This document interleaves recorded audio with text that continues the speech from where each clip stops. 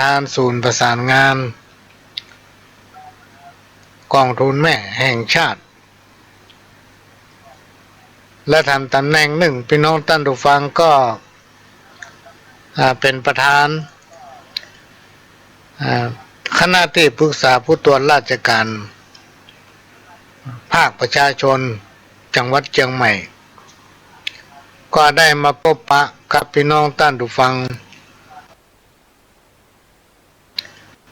คณะตั้งแต่เวลาบ่ายโมงไปจนถึงบ่าย3 โมง2 ชั่วโมงพี่น้องท่านผู้ฟังที่เราจะพบปะกันตั้งสถานีวิทยุแห่งนี้เป็นประจำทุกวันอาทิตย์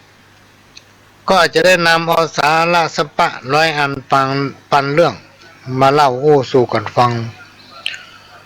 ก็บางทีก็พักผ่อนเนื่องจากว่าสุขภาพก็ยังบ่เต็มร้อยรายการภาคกลางคืนก็ยังพบปะกับพี่น้องท่านผู้ฟังบ่ได้หมอเพิ่นยังบ่อนุญาตเด้อก็คาดว่าเดือนเมษายนนี้ก็คงจะเริ่มพบปะกับพี่น้องท่านผู้ฟังในช่วงภาคกลางคืนก็จะมาพบปะกับพี่น้องท่านผู้ฟังเป็นประจำทุกวันจันทร์วันพฤหัสวันศุกร์สำหรับรายการวันเสาร์ก็เริ่มตั้งแต่4 โมงไปจนถึง6 โมงแมลงพี่น้องท่านผู้ฟัง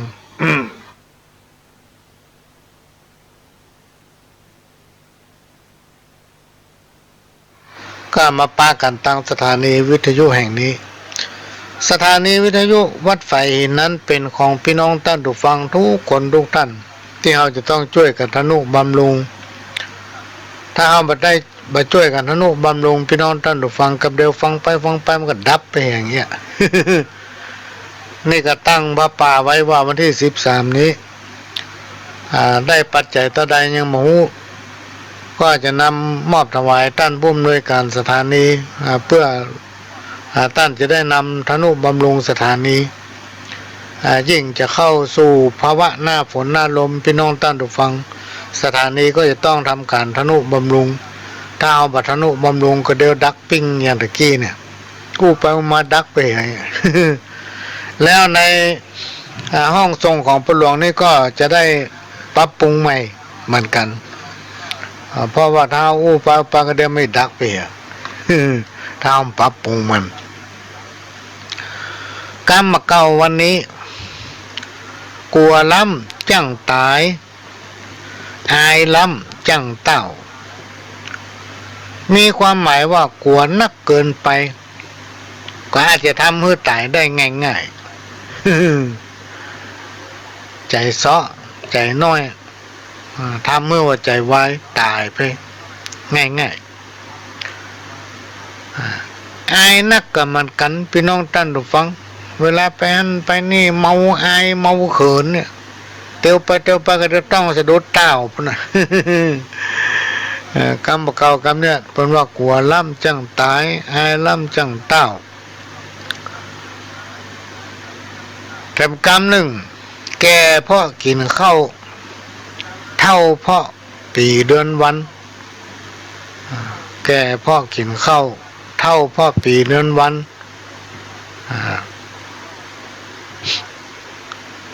อันใดก็ตามพี่น้องท่านผู้ฟังมันไม่ได้สำคัญที่อายุแก่เพราะกินข้าวเท่าเพราะเกินเมินเนี่ยมันไม่ได้สำคัญที่อายุเพราะอายุของเราเป็นเพียงตัวเลขเกิดแต่ว่ามื่นตาแต่เจ้าจะไปฟังแก่เท่ากันเลยเนี่ย เป็นละอ่อนเนี่ยมันม่วนพี่น้องท่านฟังม่วนแตะเป็นละอ่อนนี่นะสังเกตขึ้นไปกันไหมเป็นดีแค่ย้อนปิกไปแถมสัก50 ปีเนาะ เป็นละอ่อนมันม่วนกินฮื้อปอคาบหาบฮื้อปอแหงแปงฮื้อมันพอใจเป็นไข้ก็ฮื้อปอนอนอย่าง กินก็คือรับประทานกินฮื้อปอคาบปอมื้อหรือว่ากินฮื้ออิ่มเป็นคาบ ไม่ใช่กินเล่ยๆหาบของก็หาบมันพอกำลังของเฮาเนี่ยทำอันหยังก็มันพอดีบันนักบันน้อยตามแห้งของภัยของมันยามที่บ่สบายก็พักนี่เป็นกรรมของคนแต่ก่อนโบราณเปิ้นกล่าวไว้เวลาพักก็พักมันเต็มที่พี่น้องท่านผู้ฟังพักให้มันเต็มที่โลกาพญาติในปัจจุบันเนี่ยมันบ่ใช่เหมือนสมัยตะก่อนพี่น้องท่านผู้ฟังสมัยตะก่อนเนี่ยเวลาเราเจ็บท้องเวลาเรากินอย่างพิษเราต้มกินน้ำปูเลยนี่หาวโลกน้ำขมิ้นกับน้ำปูเลยกันนี่นะหรือว่าเอาปูเลยเนี่ยทุบเอาทุบแล้วก็เอาผสมกับน้ำห้อนเอาลูบทำท้องก็เดี๋ยวลมเตียวแล้วลูกลั่นโอ้อ้าเป็นอย่างไม่ให้ดีเนี่ยมันหายได้แต่ในยุคปัจจุบันเนี่ยพี่น้องท่านผู้ฟังโอ้ยถ้าบอกไปหาหมอนะมันถึงมาหายเจ็บเป็นอย่างต้องไปหาหมอยิ่งในช่วงปัจจุบันเนี่ยโรคไวรัสโควิดเนี่ยเพิ่นบอกว่าถ้าโรคเนี่ยมันเข้าหาไปมันหายเนี่ยเพราะฉะนั้นตอนเนี้ยทางผู้บริหารประเทศเพิ่นก็เป็นห่วงพี่น้องประชาชนโดยผู้ว่าราชการทุกจังหวัดอย่างจังหวัดเชียงใหม่เขาเนี่ยเปิ้นก็ประกาศขอร้องอันใดที่สมควรงดก็งดอันไหนที่ประจำเป็นก็ต้องออกบ้านออกจองเตรียมเสบียงอาหารซื้ออย่างมาไว้ที่บ้านไม่ต้องไปหั่นไปนี่ร้านอาหารก็มาไปนั่งกินกันเป็นหมู่เป็นจุ้มละซื้อละมากินบ้านไผบ้านมันรักษาสุขภาพของไผของมันเป็นการขอร้องเพราะว่าตอนนี้โรคโควิดเนี่ยมันระบาดเพราะฉะนั้นเราก็ต้องรักษาสุขภาพแหละพี่น้องท่านผู้ฟังเพราะว่าถ้าไผเป็นแล้วมันหายเงี้ยมันนานหายโดยเฉพาะภาวะเศรษฐกิจอย่างเงี้ยพี่น้องท่านผู้ฟังเขาก็มีปัญหาเรื่องเศรษฐกิจบ่ค่อยดีอยู่แล้วซ้ำมาโดนโรคโควิดนี่ทำไม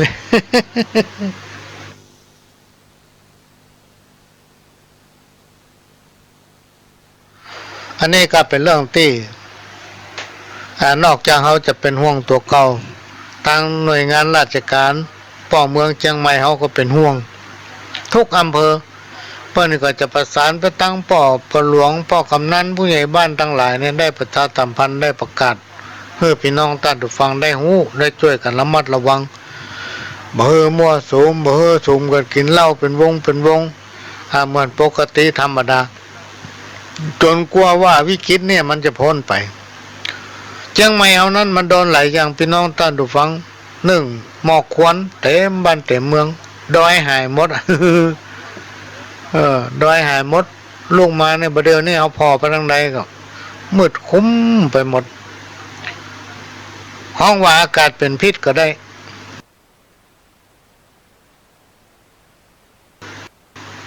ตามัวนะพี่น้องท่านผู้ฟังเพราะว่าอากาศมันไม่ดีวิกฤตทางด้านอากาศผ่านพอโรคโควิดมาแถมมาซ้ำมาเติมเพราะฉะนั้นในภาวะเศรษฐกิจเป็นอย่างเงี้ยสภาพสังคมในปัจจุบันมันเป็นอย่างนี้เราต้องช่วยเหลือตัวเก่าช่วยกันระมัดระวังดูแลครอบครัวของภัยของมันเนอะพี่น้องท่านผู้ฟังให้รอดพ้นจากวิกฤตนี้ไป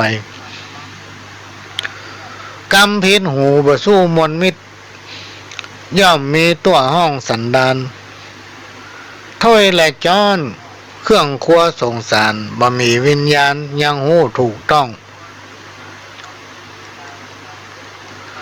ฟาดกันเสียงดังขิ้งข้องแห่งแตกในลั่นจัดปุถุชนคนเฮาเข่งคัดจักว่าพี่น้องท่านผู้ฟังต่างคนต่างก็มีความนึกคิดที่บ่ตรงกันมันเป็นธรรมดาเพราะหลายคนหลายจิตหลายใจ การอู้จาจะให้มันถูกใจทุกคนย่อมเป็นไปบ่ได้เหมือนกันย่อมมีกรรมใดกรรมหนึ่งกระทบกระทั่งเป็นเรื่องปกติธรรมดาพี่น้องต้อนฟังเพราะฉะนั้นเราจะต้องอยู่ด้วยกันเสมือนญาติเวลาลมบดีกับท่าอู้เกิดอู้ไปเนี่ยมันไปพิษข้องมองใจกันอยู่กันเหมือนพี่เหมือนน้องนะพี่หูสองน้องหูหนึ่งมีอันใดก็ท่องก็ถามมันอู้มันจากันมันถึงจะอยู่กันอย่างสงบสุขเวลานี้มีโรคมาเบียดเบียนโรคโควิดระบาดไปทั่วโลกทางราชการทางโปรแกรมบ้านกำนันเปิ้นประชาสัมพันธ์กับปฏิบัติตามเหียเพื่อสุขภาพของตัวเองและครอบครัวของเฮานะเกิดมาเป็นมนุษย์สัตว์โลกโลกาหากมีชราลอยแรงแก่เท่าเป็นธรรมดาบอกว่าข้าและเจ้าเหมือนกันสัตว์และคนใหญ่น้อยสรรพสิ่งทั้งหลายที่เกิดมาในโลกนี้ย่อมจังมีความชราย่อมจังมีความแก่ย่อมจังมีการเฒ่า เป็นธรรมดาบอกว่าจะเป็นข้าทาสเจ้าขนมูลนายสัตว์ใหญ่น้อยย่อมจังหนีบ่พ้นสิ่งทั้งหลายเหล่านี้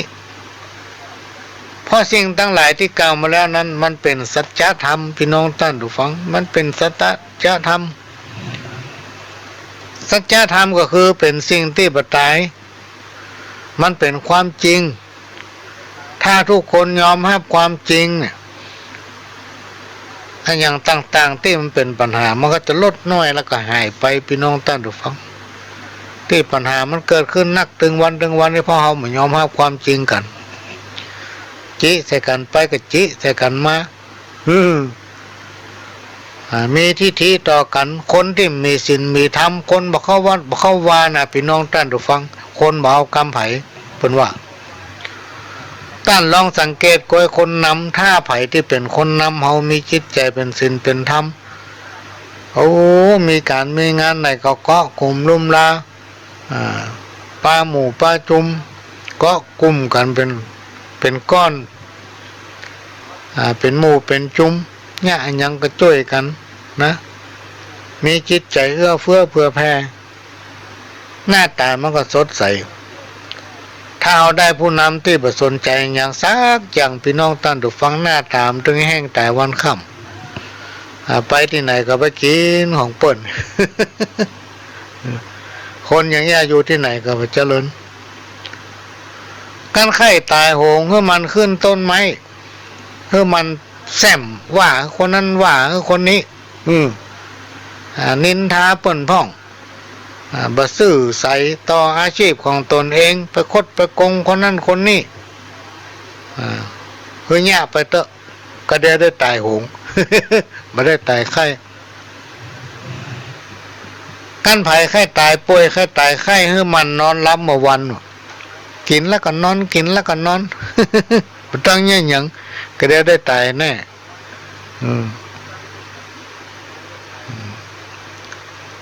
ไม่ต้องออกกำลังกายกินแล้วนอนกินแล้วนอนทำอย่างนี้ติ๊กเอาจนกำลังตกเพราะมันบ่ออกกำลังกันเดียวมันเป็นอ่อนเป็นเพลียเป็นเปิดเป็นเหลืองโรคภัยไข้เจ็บก็เข้ามาลุ้มหามัน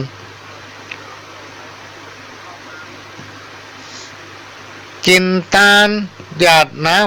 ำทำบุญหลวงหลายจักได้ทำบุญกันเตอะพี่น้องตั้งหลายย่อมจักได้บุญผลบุญอันนั้นจังมาตอบสนองให้เฮาอยู่เย็นเป็นสุขถึงจันนี้จันหน้าครูบาอาจารย์ท่านได้กล่าวถึงวิธีลดข้อกรรมให้มันเบาบางหรือถ้ามีกรรมบ่ปอนนัก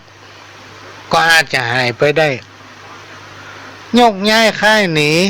เฮือหลีกเว้นนะให้มันทำบุญมันกลับไหว้สักการะเป็นต้นว่าไหว้พระสวดมนต์ก่อนนอนทำบุญตักบาตรหยาดน้ เป็นผู้ใดมีจิตใจฮ้อนลุ่มขุ่นมัวดุดันขี้โมโหอยู่ในจิตใจมักเป็นทุกข์มีความคิดฟุ้งซ่านหน้าตาบ่ค่อยมีสง่าราศีครูบาอาจารย์ท่านกล่าวไว้ว่าเพราะเมื่ออดีตชาติและในโลกปัจจุบันเป็นคนตันนี่ในการทำบุญนะปากหาว่าแต่ใจบ่ตามปากหาว่าเอ็นดูเปิ้นแต่ในใจของตัวเก่าเนี่ยโอ้มันมีหันหมดดำแล้วดำแถมยิ่งบางทีบ่มีความเคารพเลื่อมใสในพระพุทธศาสนาบ่เคารพนับถือในพระสงฆ์องค์เจ้าสมณะจีพามบ่เคารพนับถือผู้รักผู้ใหญ่นะถือว่าตัวเองเนี่ยแน่กว่าเปิ้นบ่ฮือสิ่งของแก่ผู้ที่ตกทุกข์ได้ยากในใจของตัวเองนั่นมักมีแต่ความลุ่มหลงมัวเมาคนประเภทนี้พี่น้องท่านผู้ฟังครูบาอาจารย์กล่าวไว้ว่ามักจะมีชีวิตพบปะแต่ความลุ่มร้อนอยู่เสมอนะกินบุญเก่าอันนี้หมายถึงเมื่อในอดีตชาติเป็นผู้ที่เคารพเลื่อมใสในพุทธศาสนา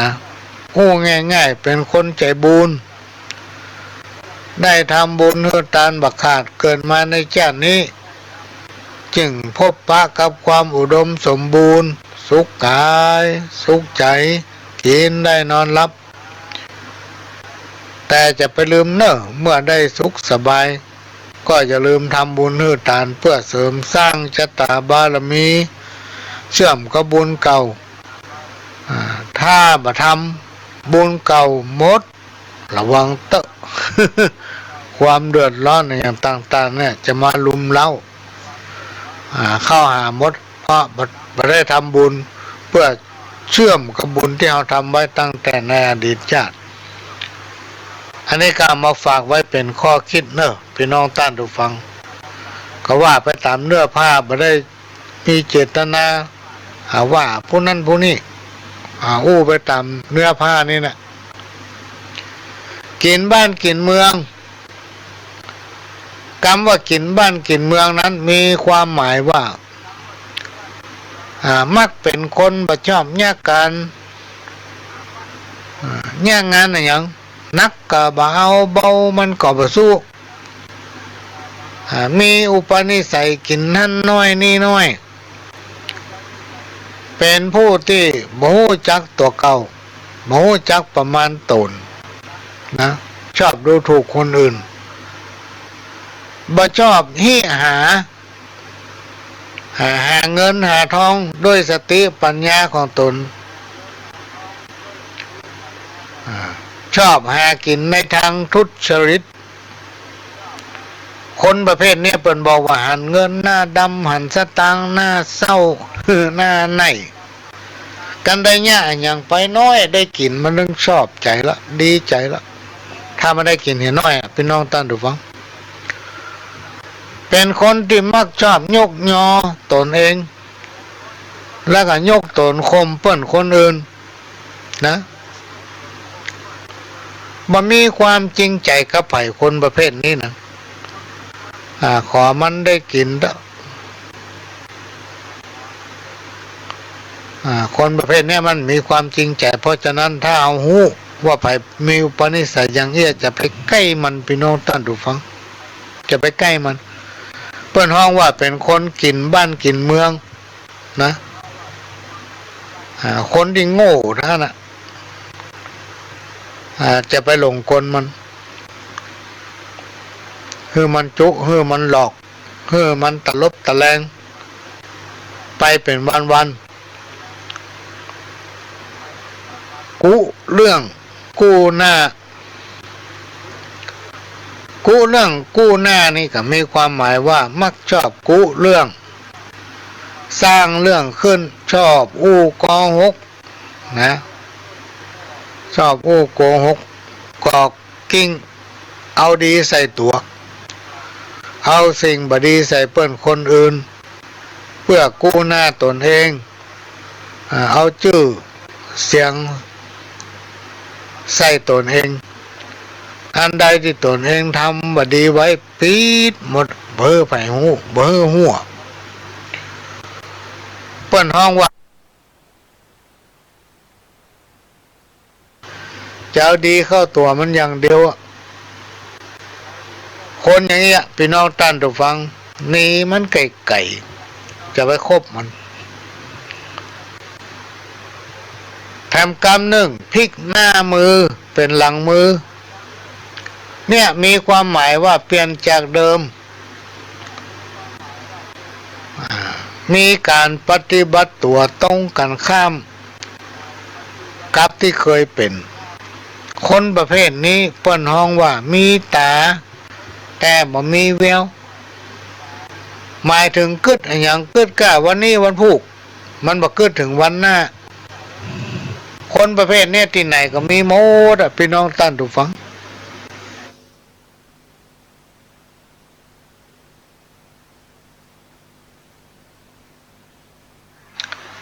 อันนี้ก็เป็นเรื่องที่นำมาเล่าฝากเป็นข้อคิดการเฮ้อร้ายคนอื่นมันบ่สามารถทำให้คนอื่นหรือคนนั้นกลายเป็นคนบดีได้ครูบาอาจารย์ท่านได้กล่าวไว้ว่าคนเฮานั้นเปรียบเหมือนหนังสือคนเฮาเนี่ยพี่น้องท่านผู้ฟังเปรียบเหมือนหนังสือถ้าบ่เปิดอ่านก็บ่ฮู้ว่าหนังสือเล่มนี้มีสาระข้อความอะไรอย่างพ้องเพราะฉะนั้นการมองคนจงมองจะไปมองแต่หน้าตาเพราะหน้าตารูปร่างการแต่งกายบ่สามารถวัดใจของคนได้พี่น้องท่านผู้ฟังคำคมที่เป็นคติเตือนใจถ้าอยากเป็นคนงามอย่าวู่วามโกรธง่ายถ้าอยากเป็นคนสบายอย่าเบื่อหน่ายความเพียรถ้าอยากเป็นคนมั่งมีอย่าเป็นคนดีแต่ใจถ้าอยากเป็นคนนำสมัยอย่าทำลายวัฒนธรรมถ้าอยากเป็นคนมีเกียรติก็อย่าเหยียดหยามคนอื่นถ้าอยากมีความรู้ก็อย่าไปลบหลู่ครูบาอาจารย์พ่อแม่ถ้าอยากแสวงหาความชำนาญอย่าลืมคุณคนพี่น้องท่านผู้ฟังคนที่ลืมคุณคนเนี่ยบดีมันจะบดีแต่พี่น้องท่านฟังลองตองพอเตอะหิขึ้นศอกลงวานะมันดึงมีอย่างมากำมันจะดีกว่าวันเดียวนะ มันพวกเจอของบดีแล้วมันจะสบายใจกับวันเดียวนะเดี๋ยววันพวกมันก็ตุกใจละมันกับหลายคนพี่น้องท่านผู้ฟังบ่นว่ากุ้มใจขนาดไปกินเหล้าเมาเข้ามาหมูเรื่องมันก็สุขสบายเมื่อมันเมาเหล้านะ ยุบไปหาตื่นมาก็ตุกอย่างเก่าซ้ำเพิ่มขึ้นมาทำพ่อสตางค์ไปเสี่ยงกับเหล้า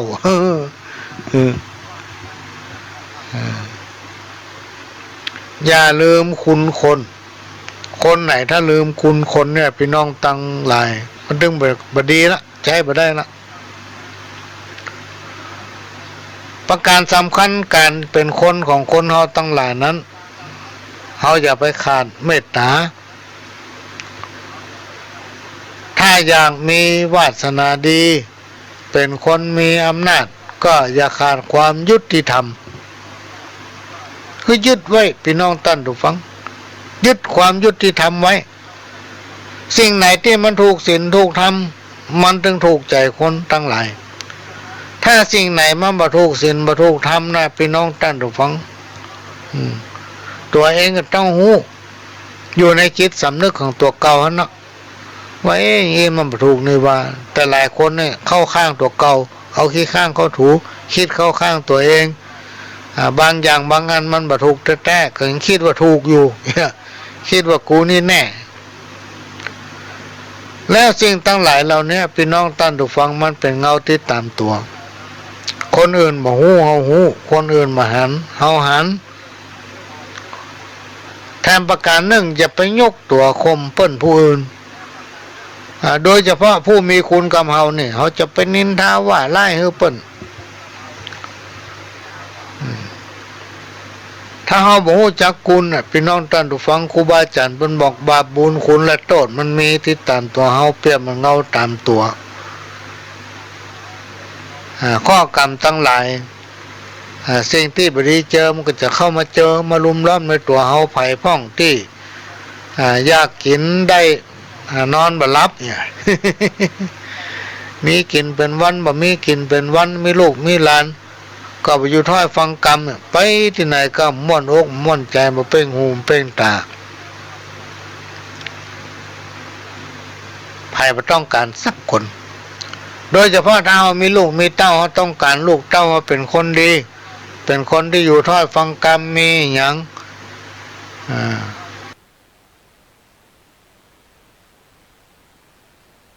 คิดผิดศีลผิดธรรมนะอยู่กันม่วนทุกคนต้องสอนลูกตัวเก่าให้เป็นคนดีเชื่อฟังครูบาอาจารย์เชื่อฟังพ่อแม่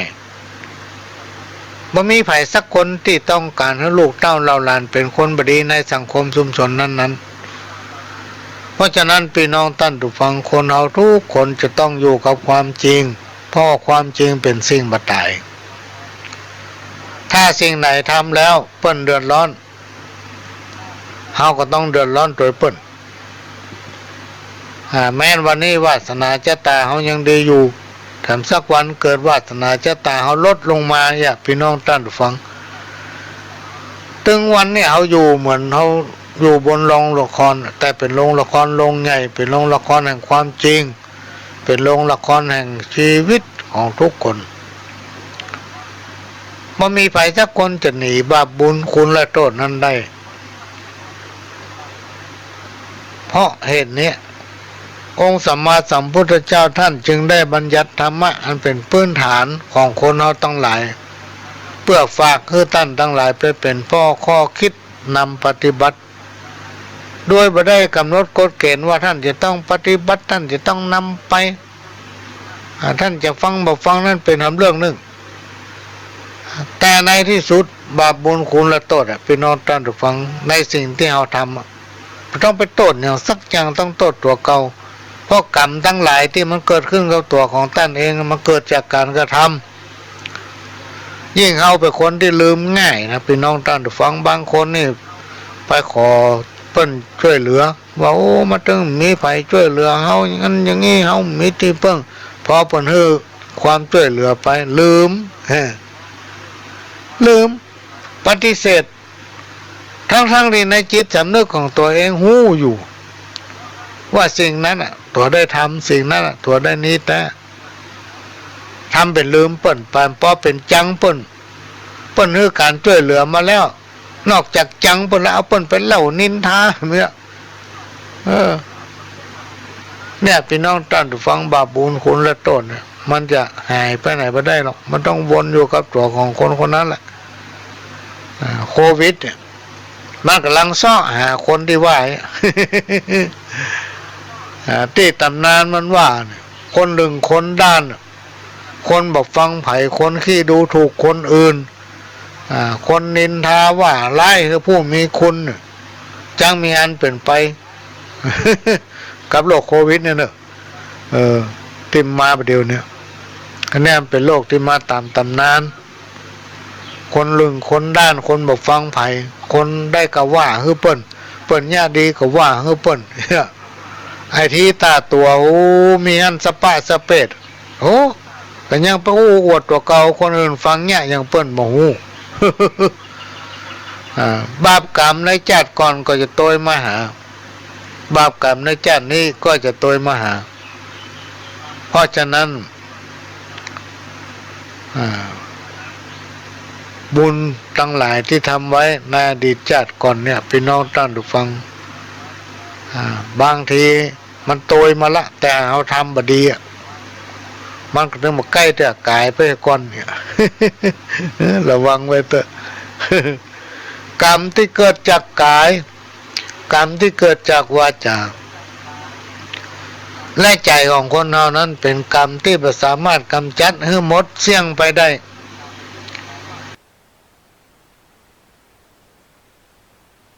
เบาบางลงได้พี่น้องท่านผู้ฟัง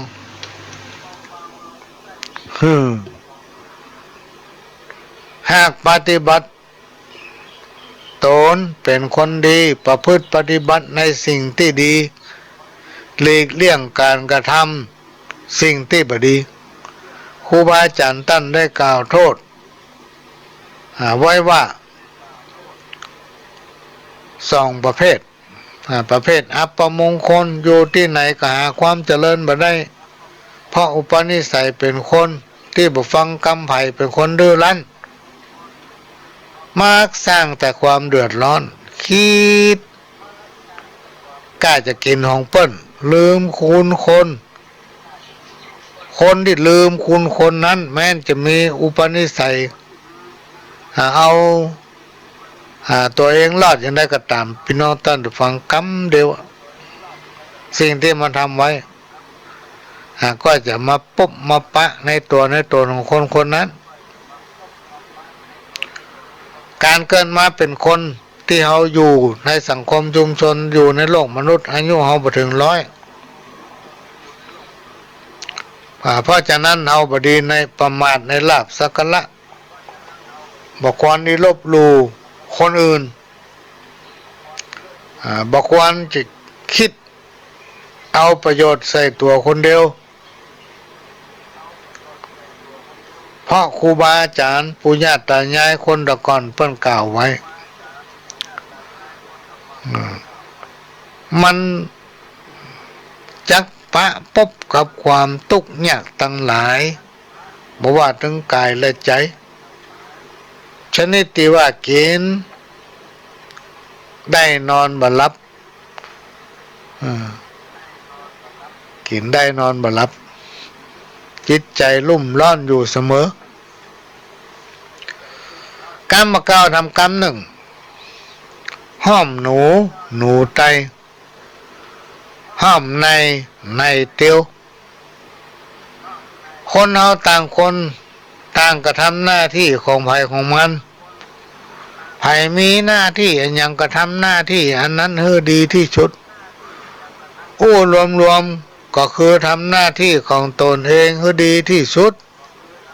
นะจึงจะได้ชื่อว่าเป็นคน การเอาดีใส่ตัวเอาความบดีให้เปิ้นคนอื่นแปลงดีใส่ตัวโยนความบดีให้เปิ้นคนอื่นยิ่งถ้าใครเป็นผู้นำบอกควรทำสิ่งที่กล่าวมาแล้วคนเฒ่าคนแก่โบราณอาจารย์เปิ้นกล่าวไว้ว่ามันบดีนะความบดีที่ว่าเนี่ยมันอยู่ในจิตสำนึกมันฝังแน่นอยู่ในจิตของตัวเก่านั่นแหละคนอื่นบ่ฮู้แต่ตัวเองฮู้บางคนบางผู้บางท่านลูกเมียบ่ฮู้ด้วยซ้ำ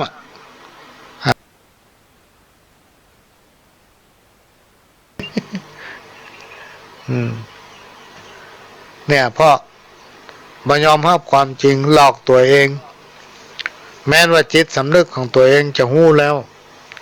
แต่ก็ยังฝืนไปจุลูกจุเมียเป็นเมียก็ไปจุลูกจุผัวทั้งที่สิ่งที่ตัวทำมันอยู่ในจิตสำนึกนั่นน่ะเรียกว่าจุตัวเก่าคนแบบนี้เอาดีใส่ตัวเก่าเป็นคนที่แบบกรรมหนึ่งที่เปิ้นว่ามหันต์ลงบัลลังก์น้ำตา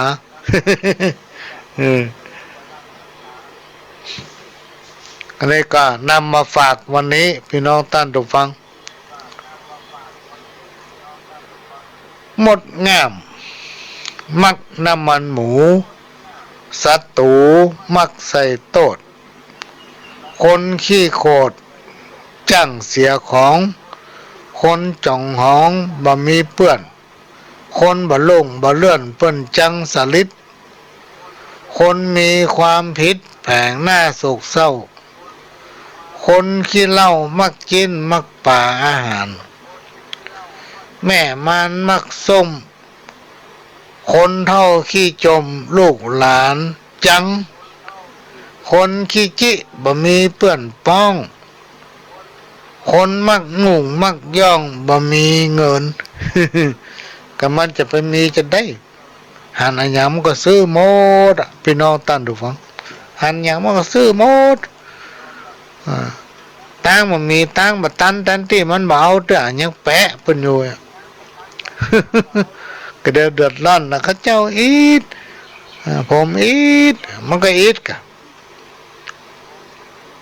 หันหยังก็เอาหมดงามเนี่ยพี่น้องตั้นดูฟังมันชอบน้ำมันหมูศัตรูก็มักจะปองร้ายคำว่าศัตรูเนี่ยมันต้องคิดบดีใส่เปิ้นคนอื่นใส่คนที่บ่ถูกชะตากรรมมันคนที่มีอุปนิสัยเกี่ยวกันก็มักจะทำให้เข้าของแก้วแหวนเงินทองเสียหายคนที่มีอุปนิสัยยิ่งยโส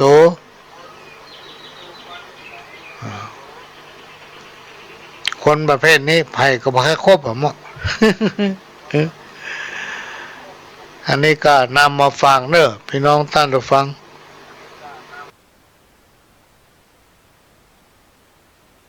แล้วก็จะเอาเทปนี้มาฝากพี่น้องท่านผู้ฟังสักแป๊บหนึ่ง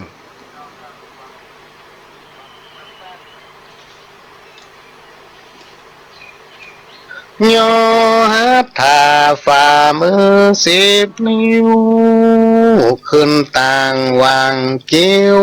กายเก้าเกษาขอกกลมกาบนบองค์กษัตริย์ตา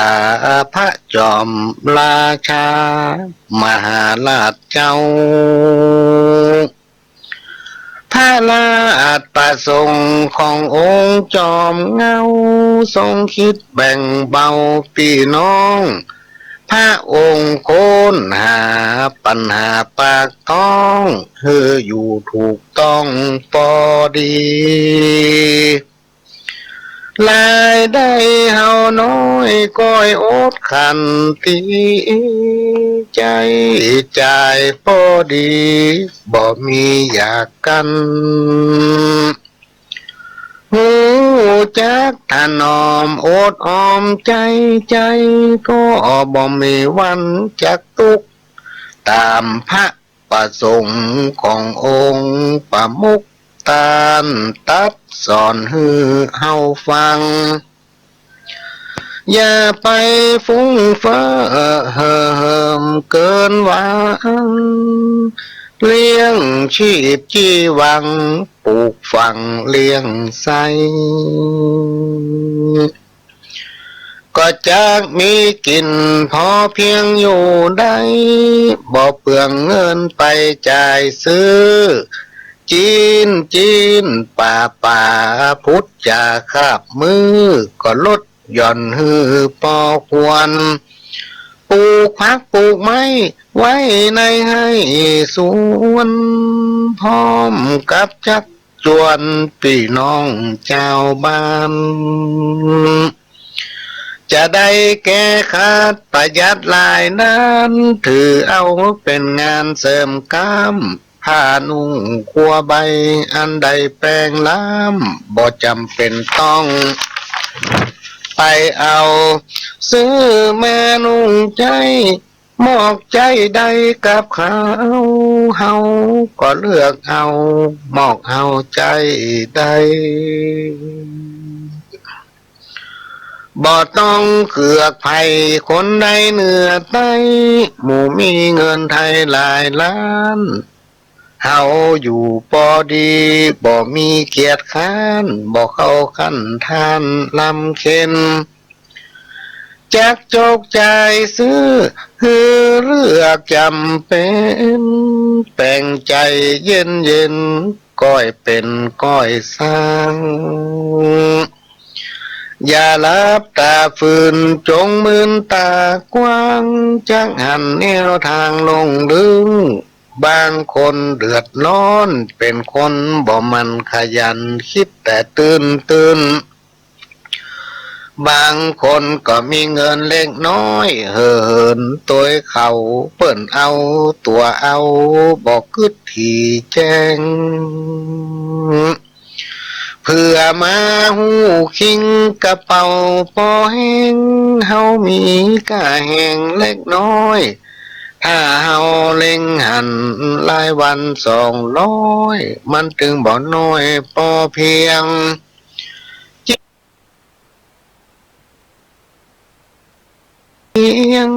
เอาหมอกพอเพียงเลี้ยงครอบครัวได้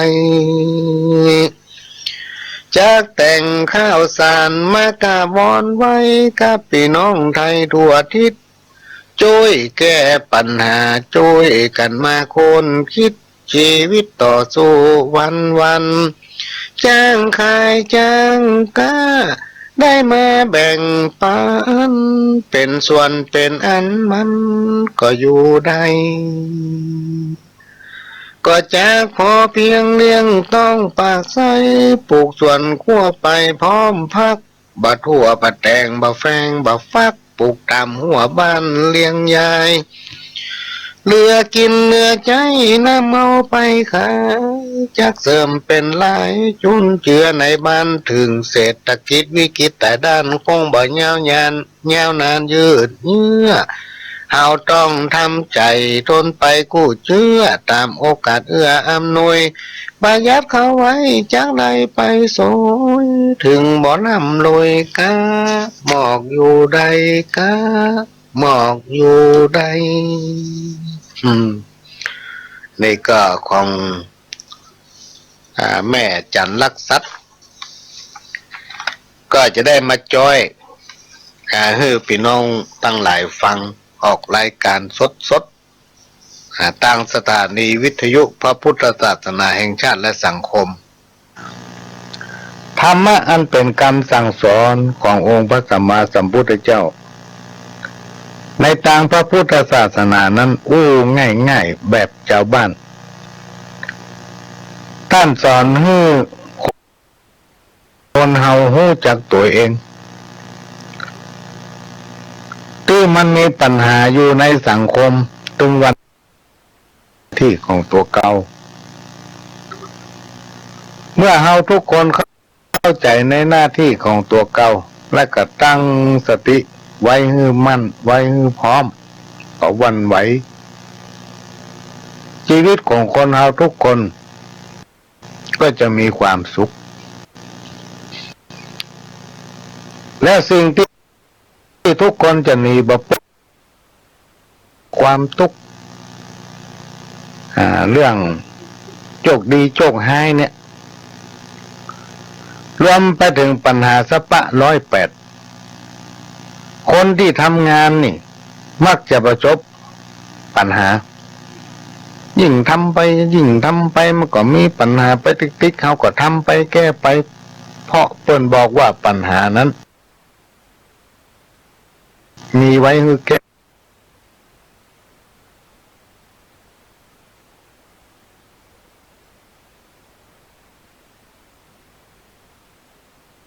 มันก็ตึงมีอุปสรรคอย่างมาก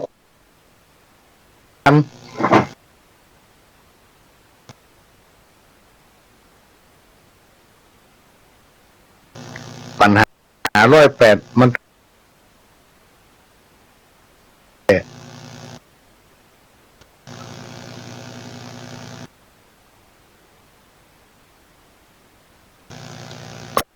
จะต้องมีการยอมรับซึ่งกันและกัน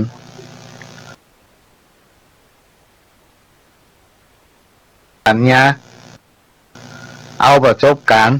มานั่งทำความเข้าใจพบปะกันบ่อยๆปัญหามันเกิดตรงไหนก็ไปตรงนั้นมีเรื่องอะไรอย่างที่ ต้องแก้ไขก็ร่วมกันแก้ไข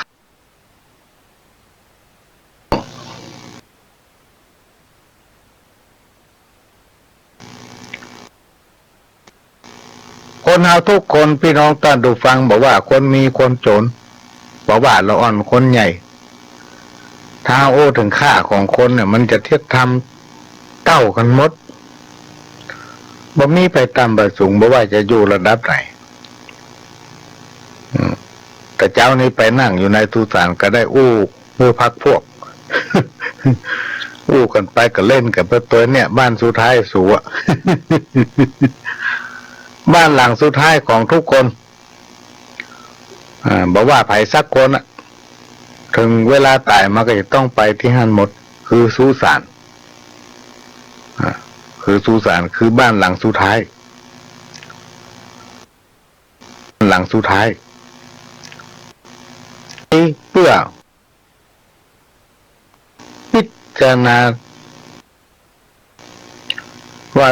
คนที่ตายเนี่ยเพิ่นทำความดีความงามอะไรอย่างมาพ่องตั้งแต่ละอ่อนถึงใหญ่สภาพความเป็นอยู่การช่วยเหลือกิจกรรมงานสาธารณะต่างๆเนี่ยบอกว่าวัดบ้านโรงเรียนเพิ่นได้เนี่ยอันยังไว้ก็น้อมรำลึกถึงแล้วให้มาพิจารณาถึงตัวเองพิจารณาถึงตัวเฮาว่าแถมมาเมินเฮาก็ต้องเป็นอย่างเงี้ย วันนี้เฮาได้เนี่ยอันอย่างอยู่ในขณะที่ใจเฮาก็มี คนเฮาว่าใจยังดังสาบเนี่ยคนเฮาเป็นสัตว์ประเสริฐอ่ะพี่น้องท่านผู้ฟังคนมนุษย์เฮาทั้งหลายนี่เป็นสัตว์ประเสริฐกว่าสรรพสิ่งใดๆมีความคิดมีสติปัญญามีไหวพริบมีความคิดมีสติปัญญาสิ่งเนี่ยหมูม้ากาไก่จ้างม้าวัวควายเนี่ยมันก็มีมันสมองอย่างเฮาเนี่ยมีปากมีหูดังมีหูมีตา อย่างเฮาหมดมันก็อาจจะมีความคิดเหมือนกันแต่มันเนี่ยอันยังบ่ได้ก็ไม่ได้เวลามันจะกินนั่นอย่างถ้าคนเฮาบอกมันกินมันก็บ่ได้กินนะแล้วครูบาอาจารย์เพิ่นยังบอกว่าสัตว์ที่มีกรรมวิบากหนักที่สุดเนี่ยพี่น้องท่านฟังคืออย่างไปพอเอาป่าหั่นเถอะป่าที่มันอยู่ในหนองป่าที่มันขังอยู่ในบ่อป่านี่มันเจ้ามีหนังตาหรือพี่น้องท่านฟังว่าหลวงก็หามาหู้นี่ มืนตาอยู่ในน้ำวันข้ามคืนหู้มาได้รับอย่างเฮาลูก คนเฮาที่ว่าเป็นสัตว์ประเสริฐนั้นเฮาคิดได้ทำได้เนี่ยได้จะไปไหนก็ไปได้นึกอยากอันยังก็ได้กินอยู่เชียงใหม่ปั๊บเดียวจะไปกรุงเทพก็ถึงละนั่งเครื่องไปจะโทรศัพท์เนื้อเปียมากก็โทรได้ละจะกินแกงผักกาดกับไปซ้อผักกาดทำให้ทำสวนทำหลังบ้านถ้าห้องได้ปลูกก็ไปทำการนัดการแรงไปทำร้านค้าก็เรียกก็เอามาแกงกินได้ละสรรพสิ่งทั้งหลายที่ว่าแล้วบอกว่าจะเป็นจ้างม้างัวควายหมูหมากาไก่มันอาจจะเกิดได้เหมือนกันแต่มันแง่มได้สักอย่าง